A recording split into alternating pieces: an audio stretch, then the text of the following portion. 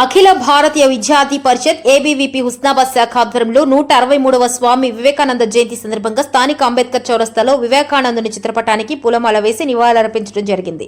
ఈ సందర్భంగా ABVP state working committee member మరియు సిద్దిపేట జిల్లా కన్వీనర్ సావుల ఆదిత్య మాట్లాడుతూ కేవలం మహనీయుల జయంతి వర్ధంతులకు వారిని స్మరించుకోవటం కాదు, మన నిత్య జీవితంలో వారి ఆశయాల సాధనకై నడవటమే వారికి నిజమైన ఘన నివాళి అని అన్నారు.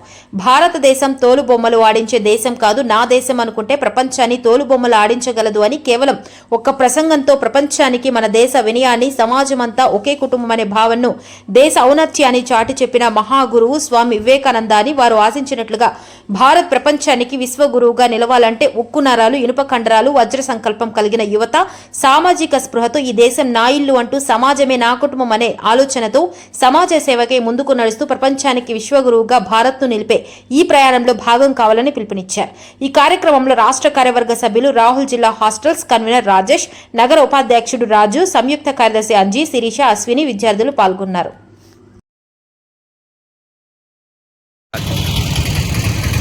నమస్తే, నా పేరు Aditya, ABVP state working committee member, Siddipet జిల్లా కన్వీనర్.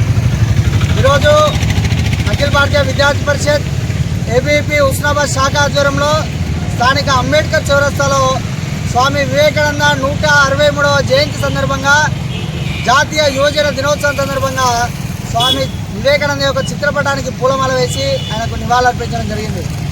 ఈ సందర్భంగా విద్యార్థి పరిషత్ తరఫున సమాజానికి ఏం చేసినామన్న విషయానికి వస్తే, ఈరోజు విద్యార్థి పరిషత్ గత 73 సంవత్సరాలుగా స్వతంత్రం వచ్చినప్పటి నుంచి ఇప్పటి వరకు భారతదేశము ప్రపంచంలో విశ్వగురువుగా మారాలని చెప్పేసి స్వామి వివేకానందను స్ఫూర్తిగా తీసుకుని విద్యార్థి పరిషత్ పనిచేస్తున్నది. ఈరోజు సోకాల్డ్ ఆర్గనైజేషన్స్ అనేకంగా ఈ దేశం కానటువంటి చదువులను ఆదర్శంగా తీసుకుంటారు.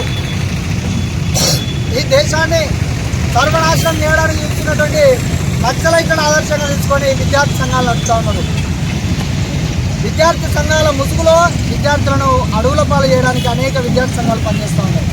కానీ ఇట్లాంటి సమయంలో గత 73 సంవత్సరాలుగా ఎక్కడ కూడా నిర్విరామంగా విద్యార్థి పరిషత్తు దేశ సేవలో యువత భాగం కావాలని చెప్పేసి, సమాజ స్పృహ కలిగి ఉండాలి యువత, సమాజ సేవకై ప్రతి ఒక్క విద్యార్థి ముందుకు నడవాలని చెప్పేసి విద్యార్థి పరిషత్ పనిచేసింది. ఈ క్రమంలో విద్యారంగ సంస్థలపైన అనేక పోరాటాలు చేసినప్పటికీ, పోలీసుల నిర్బంధం ఉన్నప్పటికీ కూడా పోలీసుల నిర్బంధాన్ని కావచ్చు, ఎమర్జెన్సీ చీకట్లను కావచ్చు, ఇలా అనేక విషయాలను ఎదిరించి విద్యార్థి పరిషత్ పనిచేసింది.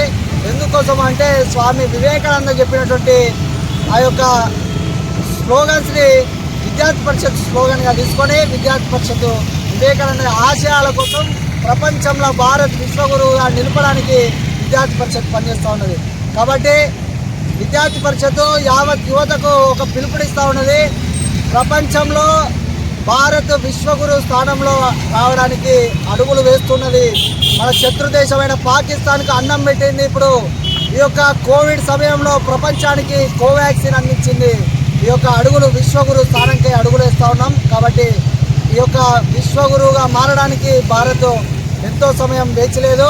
ఈ యొక్క విశ్వగురు పాత్రలో యావత్ దేశ యువత కూడా పాల్పంచుకొని దేశ సేవలో పాల్గొనాలని చెప్పేసి ఏబీవీపీ పిలుపునిస్తూ ఉన్నది.